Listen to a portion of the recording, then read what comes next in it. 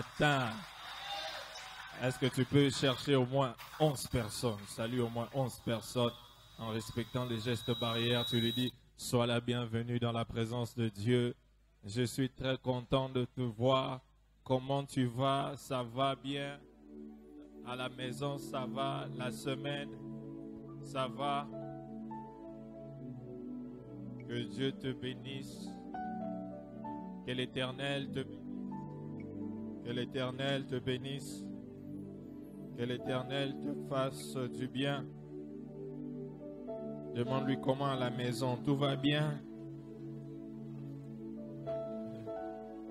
À la maison, tout va bien? Je dis, pendant la semaine, je n'étais pas vu. Tu étais où?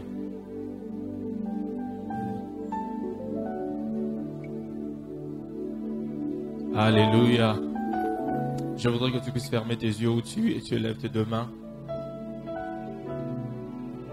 Contemple la bonté de l'Éternel dans ta vie. Contemple la bonté de l'Éternel dans ta vie. Tu contemples la bonté de l'Éternel dans ta vie.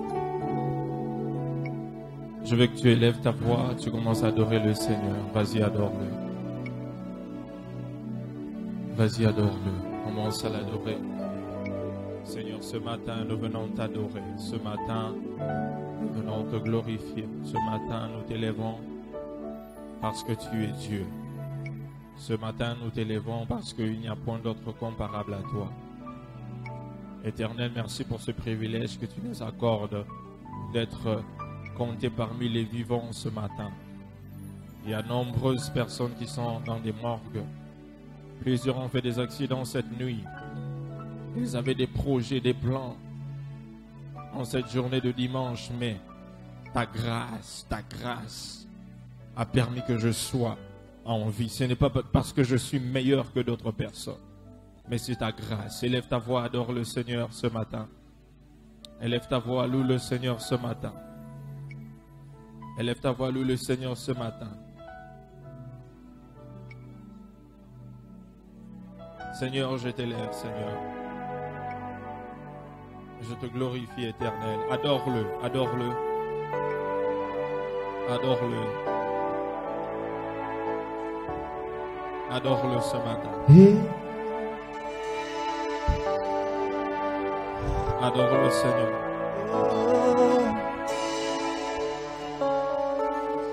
Je n'ai pas imaginé. Adore le Seigneur ce matin. Combien ça coûterait? À la croix, il a pris ma place. Bon Dieu s'est donné. Je ne peux imaginer combien ça coûterait. À la croix, il a pris ma place. Un Dieu s'est donné. Il a pris ma place. Il a pris ma place. Il a pris ma place. Et il a pris ma place. Dieu est fidèle, fidèle. Il est fidèle. Il est fidèle, fidèle. Bon Jésus est fidèle. Bon Jésus est fidèle. Bon Jésus est fidèle. Bon Jésus est fidèle. Dieu est fidèle, fidèle. Il est fidèle, il est fidèle, fidèle. Mon Jésus est fidèle.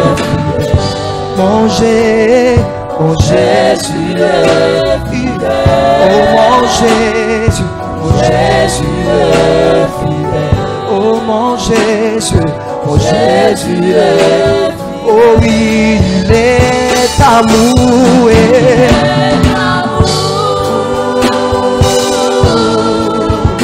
Amour, Dieu, il est amour. Il est amour. Oh, amour, Jésus, oh Jésus est amour. Oh mon Jésus, Jésus est amour. Oh mon Jésus est amour. Oh mon Jésus, Jésus est amour. Oh, il m'a aimé. Yahweh, Jésus est aimé. Il m'a aimé. Yahweh, Yahweh, Yahweh, Yahweh. Oh, Jésus est. Oh, mon Jésus. Jésus m'a aimé. Jésus m'a aimé. Ton Jésus m'a aimé. Seigneur, parle à ton peuple ce matin. Merci pour ta présence. Merci pour ton amour envers nous. Seigneur, parle au travers de moi. Merci pour l'esprit de révélation et de connaissance qui coule en moi. Éternel, je neutralise toute activité du diable en ces lieux et j'élève le nom de Jésus. Au nom puissant de Jésus, nous avons prié. Nous disons Amen. Tu peux acclamer fortement pour le Seigneur Jésus.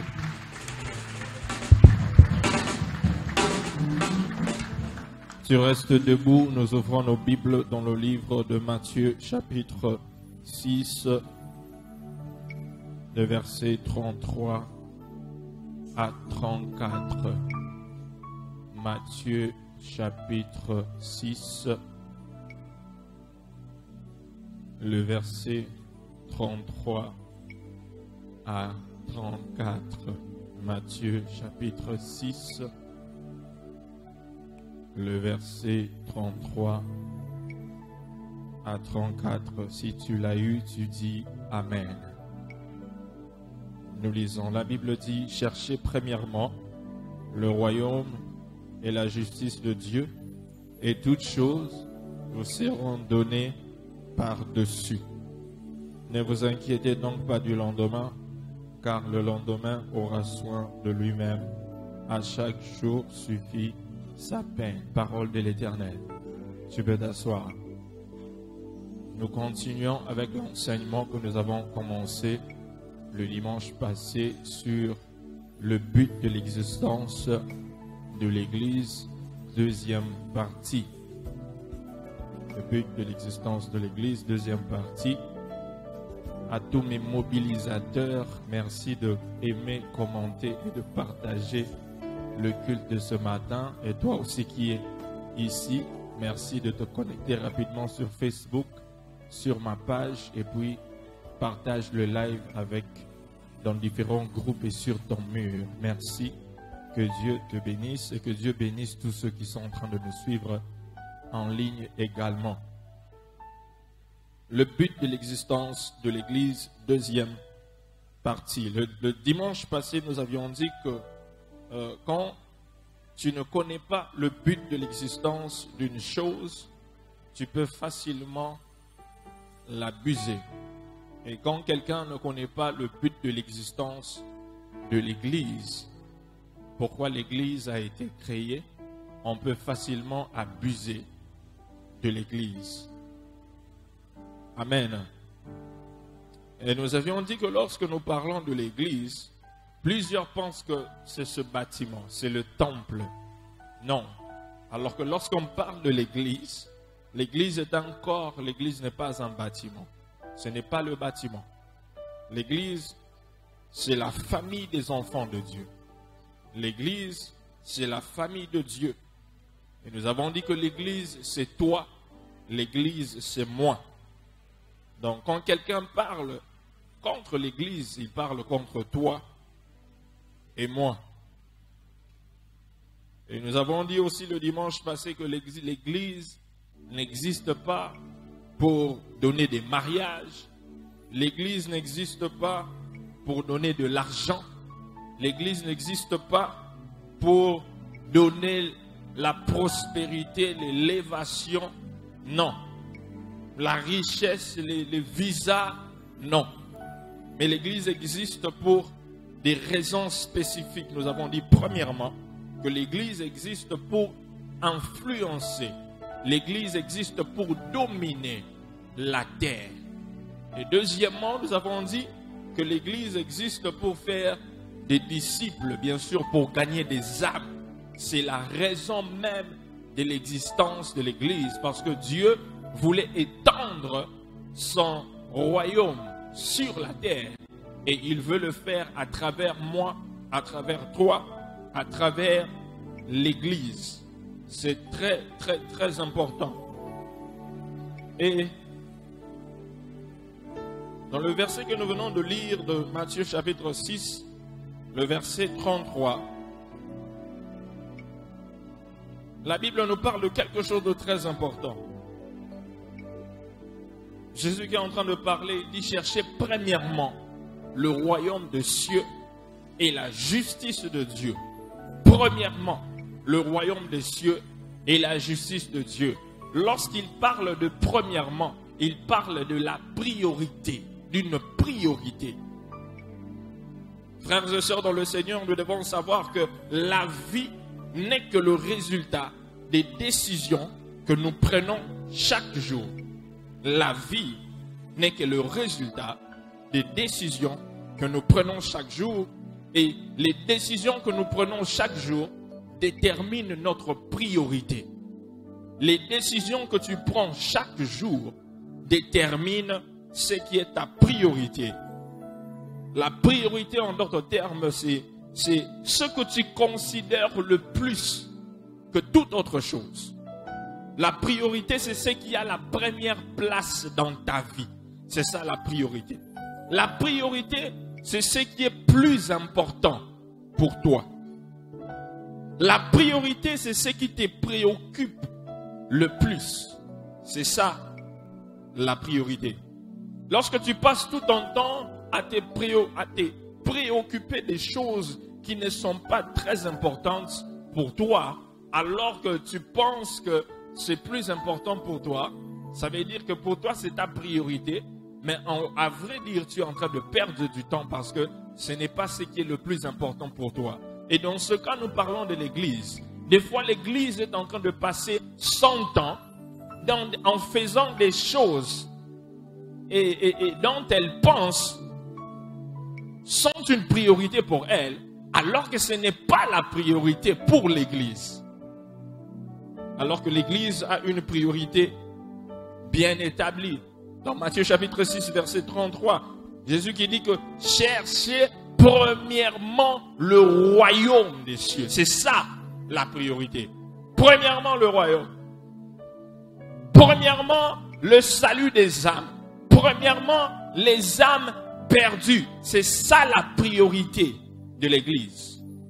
Luc chapitre 19, le verset 10. Luc chapitre 19, le verset 10, la Bible dit: car le Fils de l'homme est venu chercher et sauver ce qui était perdu. Le Fils de l'homme est venu chercher et sauver ce qui était perdu. Le cœur de Dieu bat pour ceux qui sont perdus. Je répète, le cœur de Dieu bat pour ceux qui sont perdus. Le cœur de Dieu bat pour les âmes perdues. Le cœur de Dieu bat pour les saluts des perdus, pour les saluts des âmes.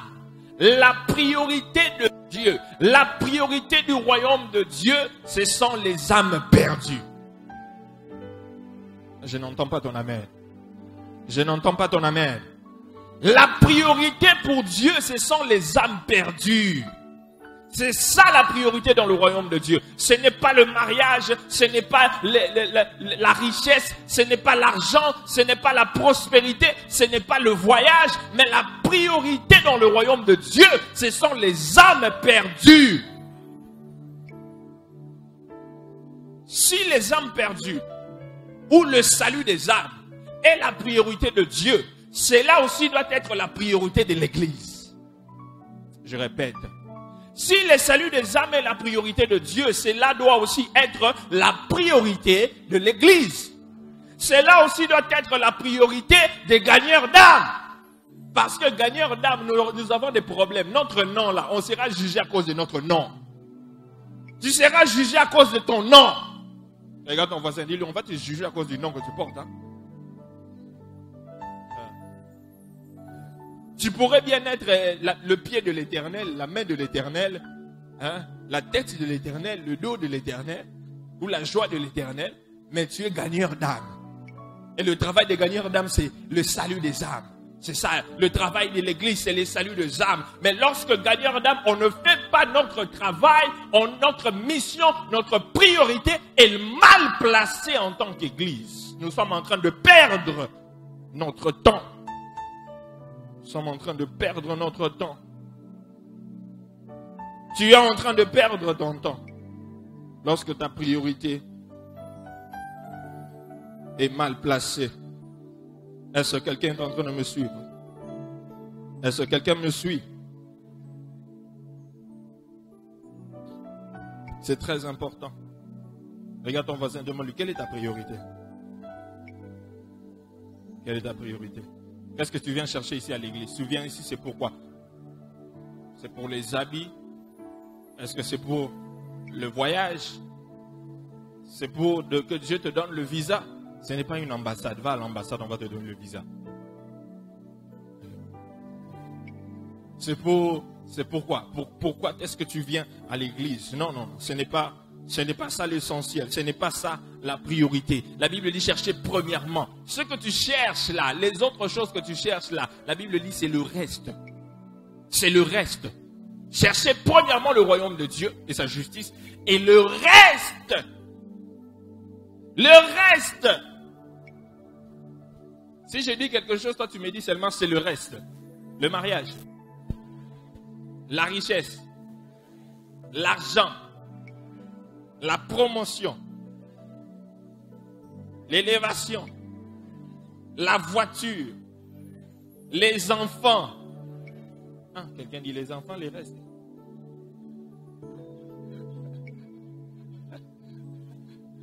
La bonne vie. Docteur Michel, il dit, la bonne vie, c'est oui. Tout ça, c'est le reste. Les véhicules, les habits, les cabellos.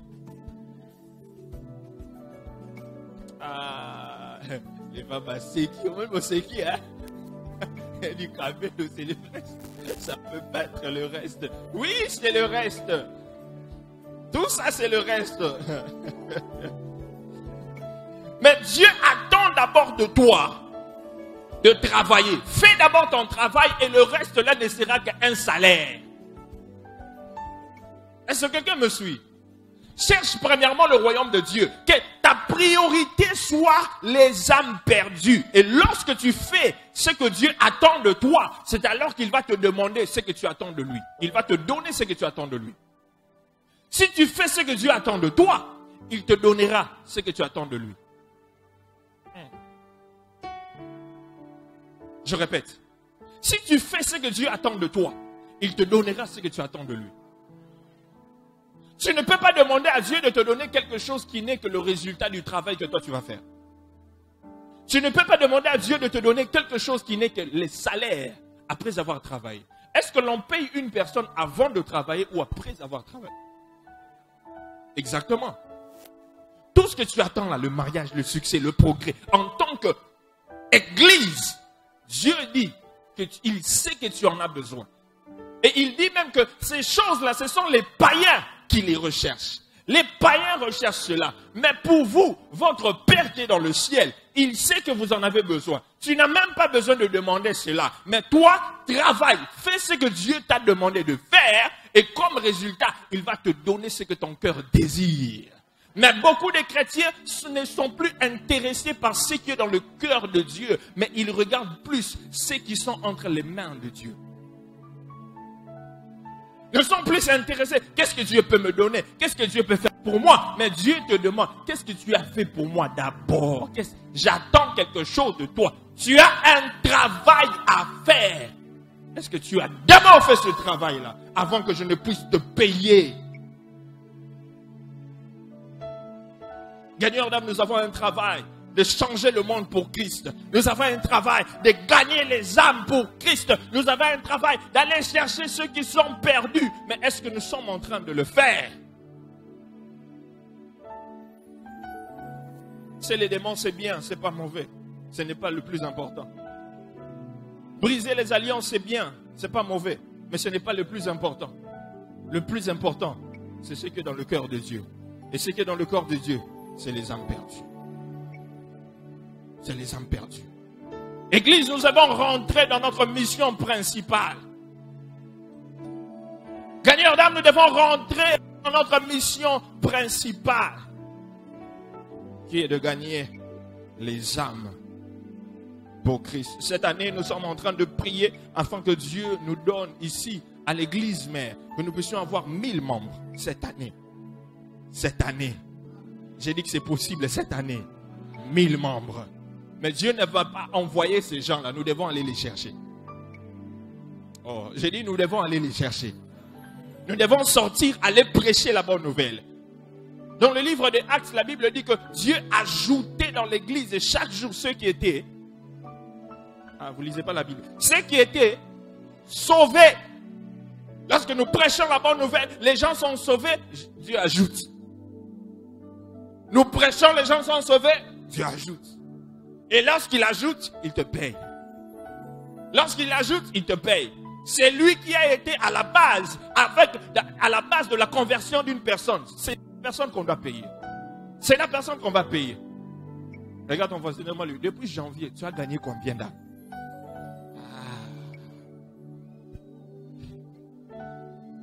Qu'il te réponde. Dis-lui, tu dois me répondre. Tu dois me répondre.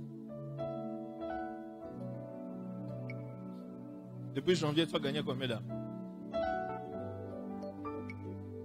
Seigneur, bénis-moi. Seigneur, change ma vie. Seigneur, fais ceci. Seigneur, fais cela. Non, tu as gagné combien d'âmes? Soyons sérieux. Tu as gagné combien? Tu as prêché à combien de personnes pour que Dieu puisse te répondre, pour qu'il puisse te bénir, pour qu'il puisse te payer? Parce que tu es gagneur d'âme. Gagneur d'âme. C'est ça ton travail. Si Dieu doit te payer, il va regarder le travail que tu as fait. Tu as fait quoi? Pour qu'il puisse te payer. Tu as fait quoi? Tu as fait quoi? Tu as chassé des âmes. Tu as fait quoi comme travail? Il y a des gens qui vont dire, oh non, moi je suis intercesseur. Avant d'être intercesseur, tu es gagneur d'âme. Oh, moi je parle. Non. Avant d'être intercesseur, tu es gagneur d'âme. Moi, je suis musicien. Non, avant d'être musicien, tu es gagneur d'âme. Moi, je suis avant d'être protocole, tu es gagneur d'âme. C'est la mission que Dieu nous a donnée. Tu as gagné combien d'âmes? Le voisin t'a répondu. Il t'a dit s'il a gagné combien? Depuis janvier, on est au mois de mai. 2021, t'as dit d'entrer. Ça part rapidement, je ne comprends pas. 2021 va trop vite. Tu as gagné combien pour que Dieu puisse te payer? Tu as gagné combien? Mais vous savez, Dieu ne veut pas seulement que nous puissions gagner des âmes, mais il veut que nous puissions faire des disciples. Je répète. Dieu ne veut pas seulement que nous puissions gagner des âmes, il veut que nous puissions faire des disciples. Répète après moi, Dieu veut que je fasse des disciples. Oui. Pas seulement gagner une âme. Gagner une âme, tout le monde peut gagner des âmes. Tout le monde peut gagner des âmes. Mais faire un disciple, c'est ce qui est plus difficile. Tout le monde peut. Tu peux prêcher à quelqu'un aujourd'hui et puis tu lui dis ferme les yeux, j'ai pris pour toi. Tu vas accepter Jésus? Oui. Et puis tu pries pour au syndicat du Bani le Douane de Salawana. Colis. Il y a un mur. Et puis tu finis. Amen. Voici l'adresse de notre église. Patati patata, patati patata, c'est fini. Tu peux prêcher à 10 personnes comme ça. Et quand on vient le dimanche, on demande, ok, est-ce que la personne à qui tu avais prêché la bonne nouvelle est venue? Il ne vient pas. La Bible dit dans Jean chapitre 15 verset 16 que ce n'est pas vous qui m'avez choisi, mais c'est moi qui vous ai choisi. Je vous ai appelé, je vous ai établi afin que vous alliez et que vous portiez du fruit et que votre fruit fasse quoi? C'est ça, faire des disciples. Votre fruit doit demeurer. Vous gagnez quelqu'un et la personne doit demeurer dans la parole. La personne doit demeurer dans l'église et la personne doit grandir et devenir serviteur comme vous et même plus que vous. C'est alors que la Bible dit que afin que tout ce que vous demanderez en mon nom, mon Père fasse quoi? Vous le donne. Mais aussi longtemps que tu n'as pas fait ce travail-là, tu as seulement gagné. Mais tu n'as pas fait des disciples. L'âme que tu as gagnée ne demeure pas. Ok. Nous allons faire ceci. Ce n'est pas vous qui m'avez choisi. C'est moi qui vous ai choisi. Je vous ai établi afin que vous alliez et que vous portiez du fruit. Afin que vous alliez et vous portez du fruit et que votre fruit demeure. Afin que tout ce que vous demanderez en mon nom, au Père qui vous le donne. Mettons ça, c'est quoi? On dit quoi? La forme négative. Hein? C'est la quoi? La forme négative? La forme négative. Affirmative. Mettons ça maintenant en forme négative. Ok. Que vous n'alliez pas et que vous ne portez pas de fruits et que votre fruit ne demeure pas, afin que tout ce que vous ne demanderez en priant à mon Père ne vous le donnera point. Si votre fruit ne demeure point, tout ce que vous demanderez à mon Père en priant, il ne vous le donnera point. Point barre. Mais tout ce que vous allez demander, si votre fruit demeure, mon Père, faire quoi? Il va vous le donner. C'est simple que ça. Il y a quelque chose que Dieu attend de toi. Il y a un travail qu'il t'a donné. Gagne seulement des âmes. Et tout ce que tu vas demander, Dieu va te donner. Dieu va te donner facilement. Facilement. Mais il faut savoir une chose.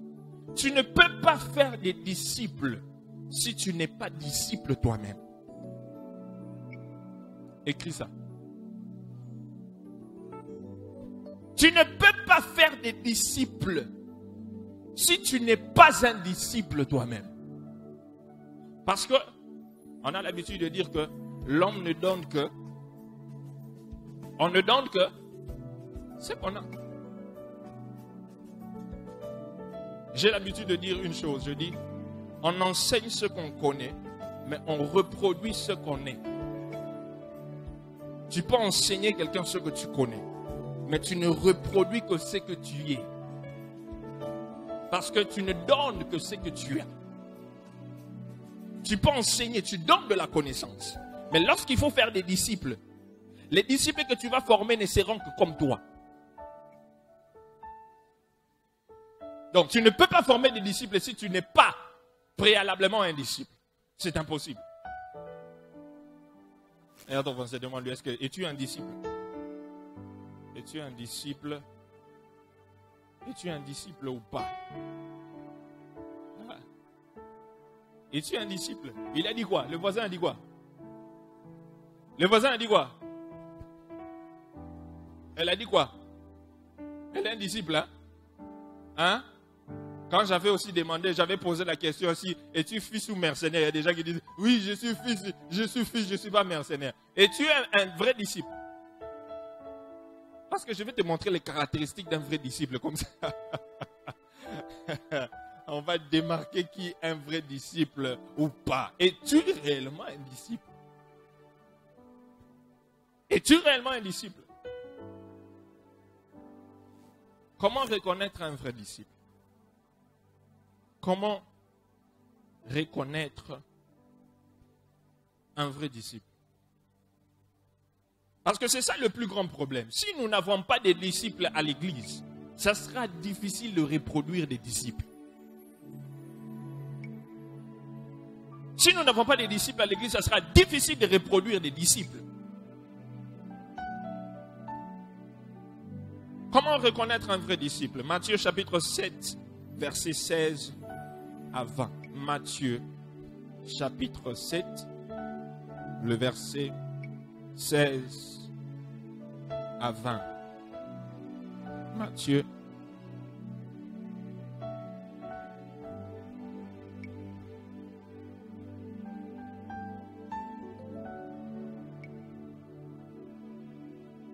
Matthieu chapitre 7, verset 16 à 20.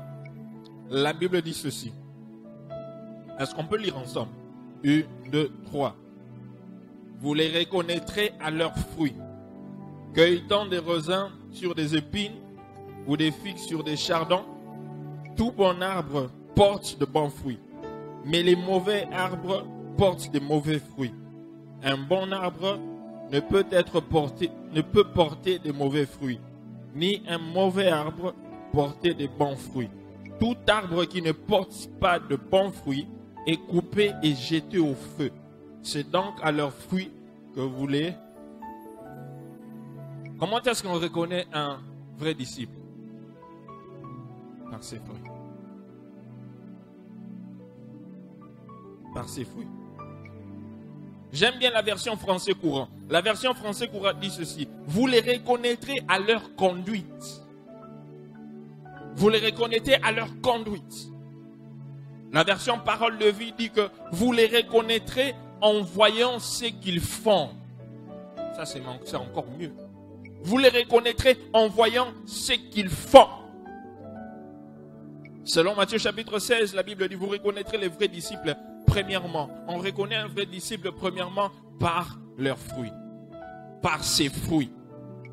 Deuxièmement, on reconnaît un vrai disciple par sa conduite.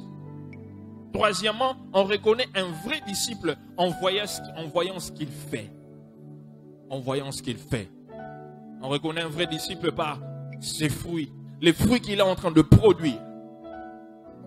On reconnaît un vrai disciple par sa conduite. On reconnaît un vrai disciple en voyant ce qu'il est en train de faire. Les premiers disciples qui ont été appelés chrétiens. Qui les a appelés chrétiens? Hein? Qui les a appelés chrétiens? Les païens. Mais pourquoi est-ce qu'ils les ont appelés chrétiens? Ils ont regardé les fruits, ils ont regardé la conduite, ils ont regardé ce qu'ils faisaient. Ils faisaient des choses comme Christ. Ils ont dit, ces gens sont des chrétiens. Parce qu'ils se conduisent comme des chrétiens. Ils font des choses comme les chrétiens. Et ils ont des fruits dignes des chrétiens. Je te pose encore la question. Es-tu un réellement disciple? Es-tu un vrai disciple? Si on regarde ta conduite, est-ce que c'est la conduite des disciples de Jésus? Si on regarde ce que tu fais, est-ce que c'est les disciples de Jésus font des choses que tu es en train de faire? Si on regarde les fruits que tu produis, est-ce que ce sont les fruits dignes d'un vrai disciple de Jésus? Là maintenant tu peux répondre à ma question. Es-tu un vrai disciple?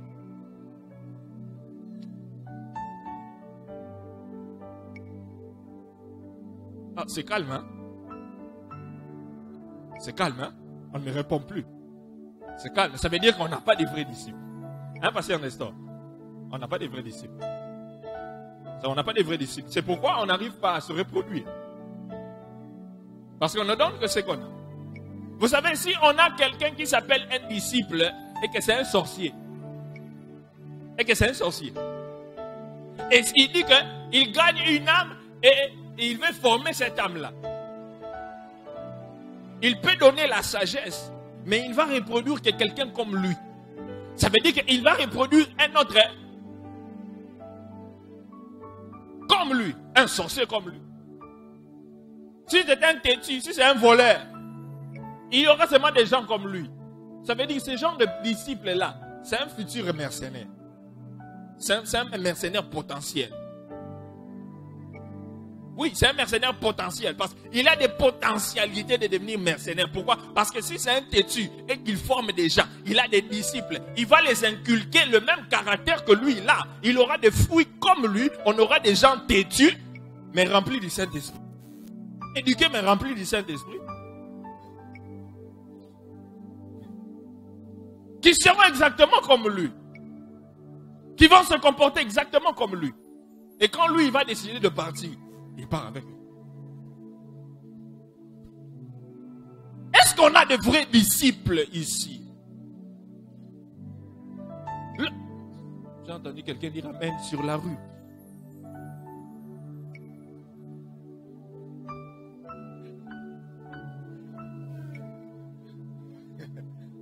Est-ce qu'on a de vrais disciples ici? Vous pouvez taper tout le monde, moi je suis un gagneur d'âme. Est-ce que quand on regarde ce que tu fais là, est-ce qu'on peut dire que tu es gagneur d'âme? Est-ce que quand on regarde ta conduite, est-ce que tu peux dire que je suis gagneur d'âme? Quand on regarde ta manière de faire les choses, est-ce que tu peux dire que je suis gagneur d'âme? Non. Non. Parce que ta priorité, c'est quelque part d'autre. Ta priorité, c'est autre chose. Ce ne sont pas les âmes perdues. Ce ne sont pas les âmes perdues. Ce ne sont pas les âmes perdues. Ne me dis pas que tu es disciple de Jésus. Montre-moi que tu es disciple de Jésus. Montre-moi tes fruits. Montre-moi tes fruits. Montre-moi tes fruits. Montre-moi tes fruits. Prouve-le-moi que tu es un disciple de Jésus. Jean chapitre 15, le verset 8. Jean chapitre 15, le verset 8. Jean chapitre 15, le verset 8. Est-ce qu'on peut lire ensemble? 1, 2, 3, go. Si vous portez beaucoup de fruits, c'est ainsi que mon Père sera glorifié et que vous serez... Oh, voilà, Jésus le dit clairement. Il dit, si vous portez beaucoup de fruits, c'est ainsi que mon Père sera glorifié et que vous serez mes disciples. Si vous portez beaucoup de fruits. Donc Jésus donne encore, il nous dit que c'est lui qui sera appelé un vrai disciple. C'est quelqu'un qui ne porte pas seulement de fruits, mais qui porte beaucoup de fruits. Est-ce qu'on peut dire à celui qui est dehors là, d'arrêter d'abord des amens là? Ça dérange, hein? Il faut de l'ordre dans la maison de Dieu.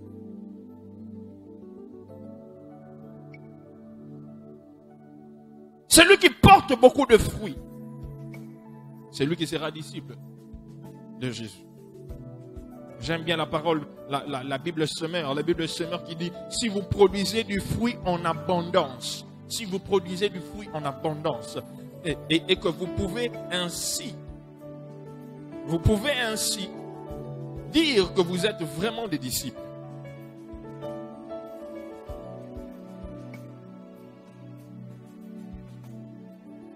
J'ai réalisé une chose. Il y a beaucoup de chrétiens qui viennent à l'église qui disent qu'ils sont des disciples, mais que la plupart d'entre eux ne sont même pas nés de nouveau. Et donc, ils sont incapables de porter du fruit. Incapables de porter du fruit. En d'autres termes, porter du fruit, c'est seulement, veut dire faire des disciples. Tu dois porter du fruit, digne de toi, digne de ce nom-là, d'un disciple. Il y a des gens qui sont dans l'église, ça fait des années, mais tu peux lui demander, est-ce que, comme nous sommes à l'église, est-ce que tu peux me montrer une personne à qui tu as prêché la bonne nouvelle et devenu serviteur dans l'église? Et qui est toujours là? Quelqu'un, comme on est ici, tu peux pointer quelqu'un dans la salle à qui tu as prêché la bonne nouvelle, qui est devenu serviteur dans l'église et qui continue à servir, qui est là. Tu peux me pointer, tu peux me montrer une personne. Maître Sylvain, Maître Meleki Nayot. Ah, oui. Ah, ok. Au moins, la sœur Malo a une personne qui est devenue serviteur. Qui d'autre? Oui, maman Bernadette. Sœur? Elle est là. Au deuxième culte. Qui d'autre? Oui. Sœur Esther, elle est où? Au deuxième culte. Théara Sangmalam, j'ai presque, cette semaine, j'ai gagné 10 personnes. Ils sont où? Ils sont où? Cette semaine, j'ai gagné. Non, vaut mieux gagner une personne et puis suivre une personne pendant une année et la personne devient un disciple. Dieu est content. Imaginez-vous que comme nous sommes là, chacun de nous gagne une personne, se concentre afin que cette une personne devienne un disciple et demeure dans cette église. Est-ce qu'on aura de la place ici? Est-ce qu'on aura de la place ici? On ne cherche pas 5, 10. Non, tu dis, cette année, d'ici la fin de l'année, je me concentre seulement à une personne. Je gagne une personne et puis je me concentre et la personne demeure dans l'église. Toi-même, ozo sana suivi à Moutouana, ozo landae, ozo bote la ponae, ozo tindikae, une personne. Comme on est là. On n'aura pas de place. Non, cet endroit sera petit. Ce sera petit. Oh, je t'allais prêcher. Mais est-ce que tu as fait des disciples? Allez faire des disciples. Ce n'est pas seulement gagner. Tu t'arrêtes seulement à gagner. Tu ne formes pas.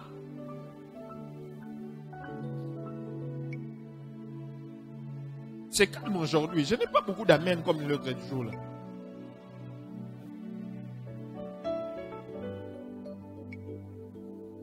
Là, je dois donner un devoir à tout le monde. Nous sommes au mois de mai, jusqu'au mois de décembre. Ça nous reste combien de mois? 7 mois. Vous voyez, j'ai demandé, ici, il n'y a que 3 personnes qui ont dit qu'il y a une âme qui demeure. Ça veut dire le reste de nous aussi, il n'y a pas d'âme qui demeure. Alors que tu es chez les gagneurs d'âme.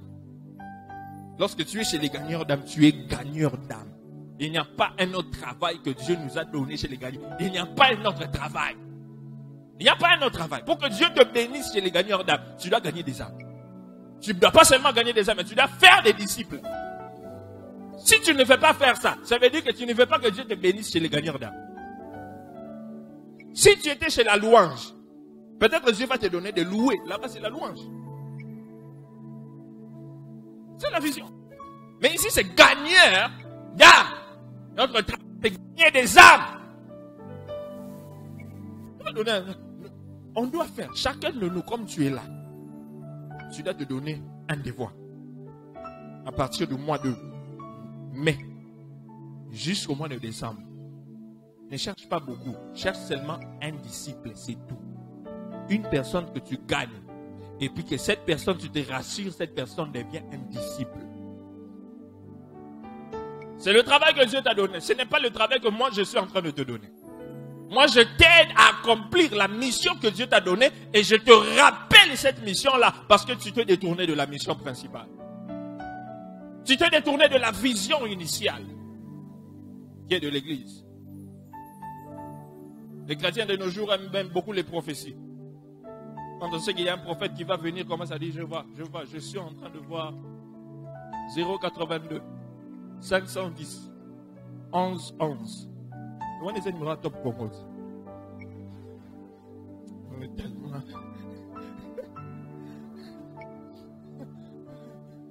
Là, c'est quoi? C'est mon numéro de téléphone. Bah, vous numéro 500. Peut-être que on a Facebook, on a mon place au fan là. Les chrétiens aiment ça. Lorsqu'il y a des choses comme ça là, il est.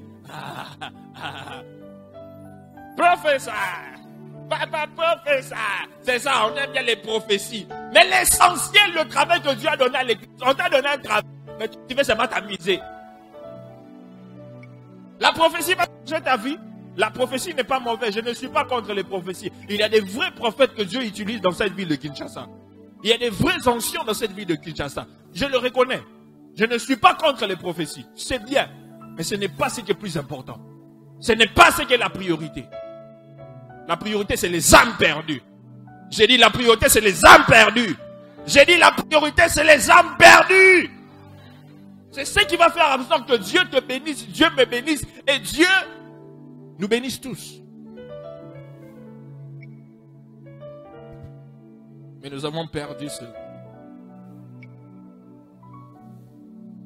Chacun de nous. Regarde ton voisin, dis-lui, d'ici décembre, un disciple. Un disciple. Pas beaucoup, un seulement. Je ne dis pas gagne, mais je dis un disciple. Il doit demeurer disciple. Un disciple. Bien assidu. Vous savez, souvent, lorsqu'il y a des problèmes dans l'église, lorsqu'il y a un vent qui souffle dans l'église, et qu'il y a certaines personnes qui partent, certaines personnes qui sont touchées, qui sont abattues et qui sont, disons, souvent. Mais ceux qui restent, ce sont des vrais disciples. Ceux qui partent, ils sont partis parce qu'ils n'ont jamais été disciples. Ils n'ont jamais été disciples. Un disciple ne peut pas être embarqué, il ne peut pas être bougé par un vent quelconque. Jamais. Jamais. Parce qu'un disciple, il est ferme. Un disciple, il connaît son Dieu. Un disciple connaît la parole de Dieu. Un disciple sait répondre au diable lorsque le diable l'attaque. Un disciple, il est enraciné dans la parole. Un disciple ne peut pas être bougé à gauche, à droite. On ne peut pas l'embarquer à gauche, on le ramène à droite, on part avec lui. Il ne peut pas se décourager facilement. Il ne peut pas abandonner Dieu facilement. Daniel qui dit que ceux du peuple qui connaîtront leur Dieu agiront avec fermeté. Un disciple connaît son Dieu. Il ne peut pas abandonner son Dieu à cause des circonstances, à cause des difficultés. Si tu abandonnes Dieu parce que tu passes par un moment difficile, tu n'as jamais été disciple. Tu es un croyant. Tous les croyants ne sont pas des disciples parce que même le diable croit que Dieu existe. Tu es un croyant, tu n'es pas un disciple. Parce que même le diable croit. Les musulmans croient. Les bouddhistes croient. Les hindouistes croient. Même ceux qui sont des athées, ils croient. Mais que Dieu n'existe pas. Je suis un croyant, je suis un croyant. Tu n'es pas un chrétien, tu n'es pas un disciple, tu es un croyant. Regarde ton voisin et demande, tu es un croyant ou un disciple?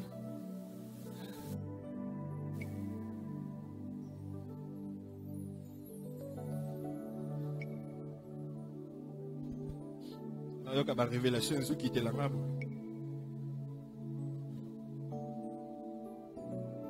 Il y a une chose très importante que Jésus est en train de nous dire dans Jean chapitre...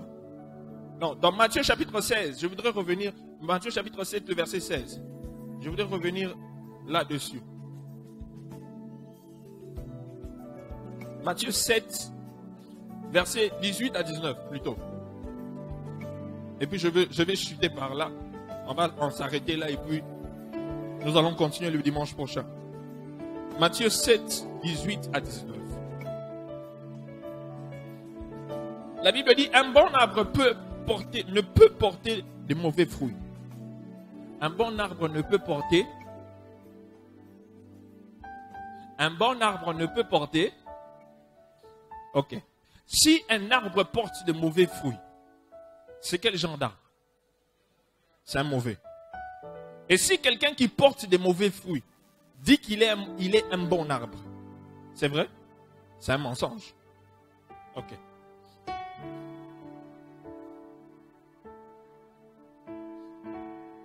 Nous continuons.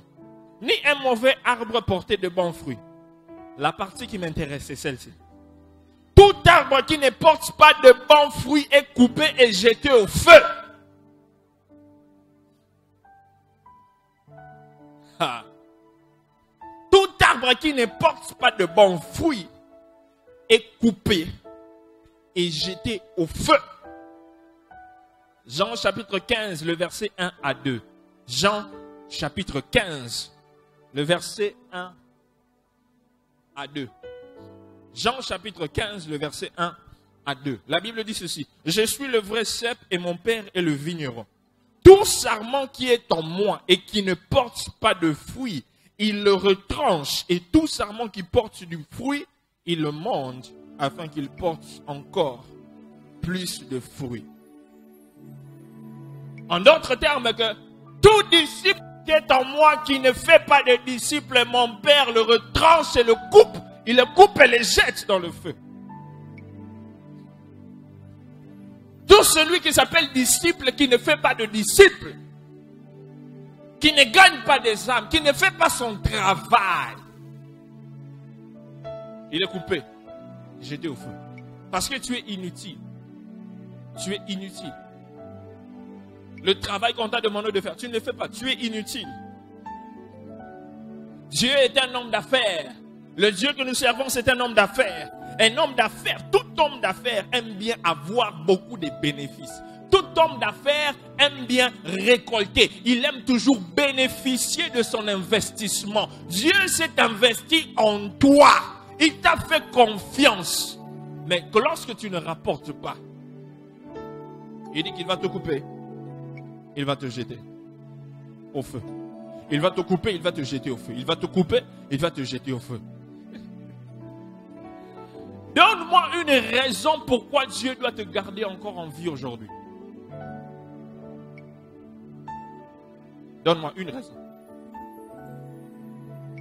Lorsqu'on va faire sortir la liste des gens que Dieu doit réveiller demain matin, pourquoi est-ce que Dieu doit mettre ton nom sur cette liste-là? C'est la question que je te pose. C'est une question que je te pose. Et puis je vais finir par là. Pourquoi est-ce que Dieu doit te réveiller demain matin? Donne-moi une raison. Donne-moi une raison pourquoi Dieu ne doit pas te couper et te jeter au feu. Donne-moi une raison. Donne-moi une raison. Parce qu'il dit que tout serment qui ne porte, je fais quoi? Je fais quoi? Je fais quoi? Coupe. Et puis je le jette au feu. Je le coupe, je le jette au feu. Donc il termine ta vie, il dit que tu es inutile. Tu es sur terre, tu es en train d'occuper l'espace pour rien, inutilement. Vaut mieux que je puisse envoyer un autre stock sur terre pour faire mon travail. Parce que toi, tu es en train d'utiliser mon oxygène pour rien. Et je te rappelle, à moi, tu vas te reposer comme ça, que quelqu'un d'autre continue le travail. Parce que toi, le travail que je te donnais, tu ne fais pas. Tu ne m'as pas répondu. Pourquoi est-ce que Dieu doit te réveiller demain matin? Toi qui ne fais pas ce qu'il te demande de faire. Pourquoi il doit te réveiller demain matin? Je crois qu'aujourd'hui, je vais faire la même prière. Seigneur, tout celui qui ne porte pas de fruit,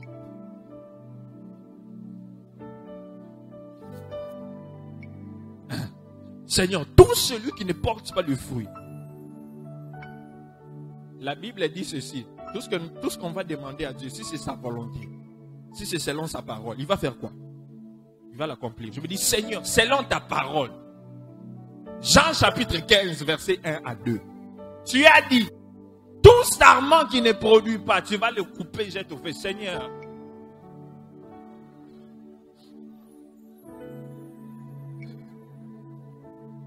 tout gagneur d'âme qui... papa.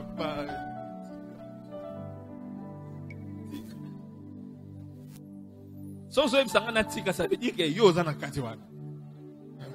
Ça veut dire parmi toi, tu sens que tu te retrouves. Ça veut dire que tu ne fais pas ton travail. C'est pourquoi il doit te couper et ok. Comme ça, stock moussou soya. Na bon maman toi.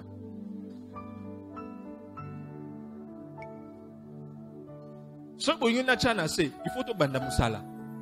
C'est qu'il faut te sonner le musala à gagner d'âme. Il faut te dire à sang malam. Pendant ça la prière wanati. Koso na tebolobi na bo mamoto lelo. Dimanche prochain on roya. Ce qui va toza tikuna li bandate dans sa prière wan. Oui. Pourquoi tu peux être chez les gagnants d'âme, tu t'appelles serviteur? Moi je suis serviteur, je suis le gagneur d'âme. Ça fait depuis 1900, là-bas français, millions. Depuis 1980, 20. 80. Mais tu es là, oui, tu es là. Mais montre-moi le fruit. Montre-moi un fruit. Montre-moi un fruit. Moi, j'ai beaucoup de fruits à Kinkole. Beaucoup de fruits. Beaucoup de fruits. Des gens que si tu les entends prêcher, tu vois que c'est moi. Des gens que si tu les entends modérer, tu crois que moi, tu fermes les yeux, tu dis, oh ça c'est pasteur Béni. Tu fermes les yeux, tu dis, ça c'est pasteur Béni. Les gens que si tu les vois évangéliser, tu dis, ça c'est pasteur Béni. J'ai des fruits. Des fruits. Dieu ne peut pas me couper parce qu'il bénéficie à travers moi. Il bénéficie. Il ne peut pas me couper. Il bénéficie. Et ce que je suis en train de le rapporter, ce qu'il a mis en moi, je suis en train de l'utiliser. Les talents qu'il a mis en moi, je suis en train de les utiliser. Je ne suis pas comme celui-là qu'on a donné un talent, il est allé enterrer. Non, je suis celui à qui on a donné 5 talents qui a rapporté 5 autres. Toi. Rebinza mazo palula, azo la lichette. Azo palula batu musu lichette.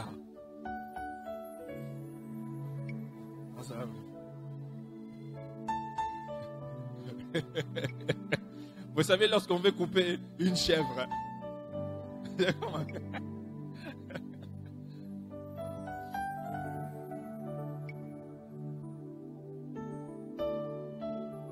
si tu portes du fruit et que ton fruit demeure, c'est alors que tout ce que tu demanderas au Père, au nom de Jésus, il va te le donner.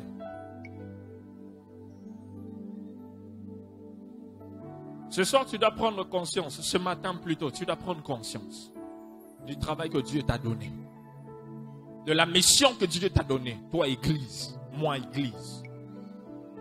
On s'est détourné. Vous savez, il y a déjà d'autres personnes que Dieu a coupées. Il y a certaines personnes que Dieu a déjà coupées. Il a déjà coupé. Il a déjà coupé. Pourquoi? Parce que le travail que tu as donné, il t'a coupé dans beaucoup de domaines. Beaucoup de domaines. Voir que ce domaine ici ça ne marche pas, là-bas ça ne marche pas, ici ça ne marche pas, ici ça ne marche pas, ici ça ne marche pas. Et donc, il a bloqué partout. Ce qui reste c'est seulement qu'il enlève, il retire son souffle. C'est tout ce qui reste. Qu'il puisse retirer son souffle. Tout ce qui reste. Mais il t'a envoyé cette parole afin que tu rentres. Tu regardes ta vie. Tu regardes la mission que Dieu t'a donnée. Et que tu puisses rentrer vers cette mission. Et prendre cette mission au sérieux. Et qu'à partir d'aujourd'hui, tu prennes une décision. Un disciple. Cette année, un disciple. Et qu'au mois de décembre, lorsque je vais encore me tenir ici, je vais demander, est-ce que quelqu'un qui est ici peut me montrer un disciple qu'il a gagné, un disciple qui est là, qui demeure à l'église cette année. Tu peux dire que celui-là, c'est mon disciple, celui-là, c'est mon disciple, celui-là, c'est mon disciple. Et tout ce que tu vas demander, Dieu va te le donner. On s'arrête là pour aujourd'hui, on continue dimanche prochain, que Dieu vous bénisse.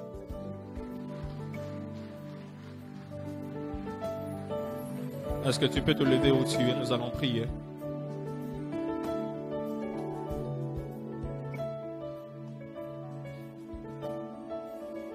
Tu as entendu la parole de ce matin?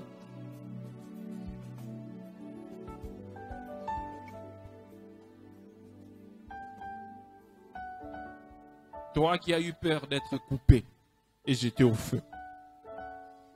Je veux que tu puisses te repentir sincèrement ce matin devant Dieu. Parce que devant lui, tu es inutile. Celui qui est inutile n'a pas d'importance, ne fait rien, ne travaille rien. Le patron ne bénéficie de rien. Il doit être coupé et jeté au feu. Tu dois d'abord te repentir, demander pardon au Dieu. Seigneur, ne me coupe pas, donne-moi encore une chance. Donne-moi une chance de travail. Cette fois-ci, j'ai reconnu que j'avais dérouté. Comme le fils prodigue, je reviens, je demande pardon. Et je prends une décision de faire ce pourquoi tu m'as envoyé sur terre. Ferme tes yeux où tu es. Et lève tes deux mains, prie le Seigneur. Prie le Seigneur sincèrement. Prie le Seigneur sincèrement. Même toi qui nous suis en direct, tu peux faire la même prière.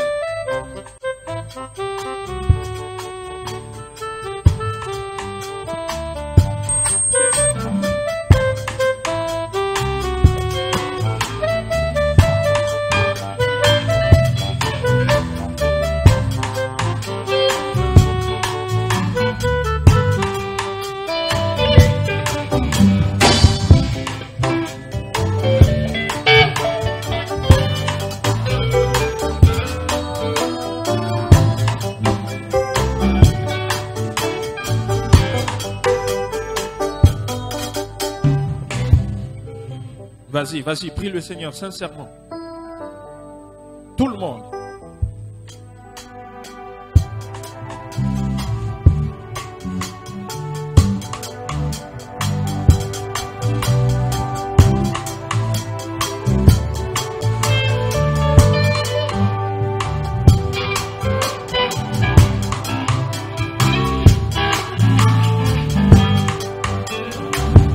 Au nom de Jésus.